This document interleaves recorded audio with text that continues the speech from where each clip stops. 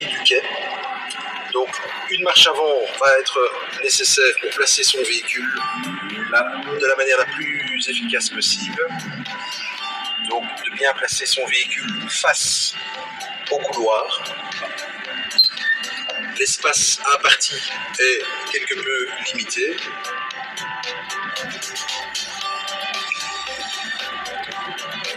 Voilà.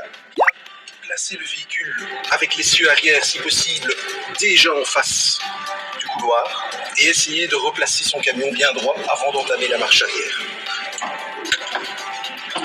Au niveau de la marche arrière maintenant, essayez dès le départ de vous placer dans l'alignement du couloir. Tâchez de regarder bien loin, c'est le conseil que je vous donne, le plus loin possible, et de ne limiter les corrections de votre volant qu'à un quart de tour. Alors ici, on a mis des manœuvres qui sont plus étroites qu'à l'examen, afin de vous préparer au mieux pour l'examen. Le recul se fait en contrôle d'embrayage, sans précipitation. Il ne s'agit pas d'aller trop vite. Ce n'est pas une épreuve de vitesse, même si elle est mesurée dans le temps. C'est plus une épreuve de régularité, d'adresse et de précision. Voilà. Je vais attendre que l'avant, le nez de mon camion soit complètement ressorti du couloir. Et dès que l'avant est sorti du couloir, il va falloir braquer à fond le volant. Soyez bien sûr que l'avant du nez du camion soit bien tout à fait ressorti.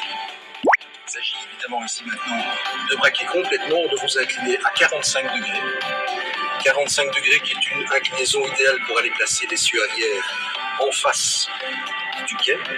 Le recul se fait toujours à vitesse modérée.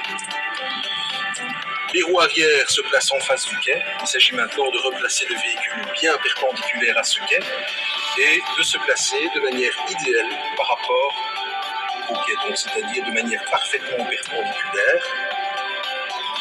Toute la synthèse. Et évidemment centré. Le but est d'être centré sous le quai. Donc en fait, il faudrait pouvoir avoir plus ou moins la même distance de chacun des côtés. Ensuite, la finition. Il s'agira ici de placer votre véhicule le plus près possible du quai.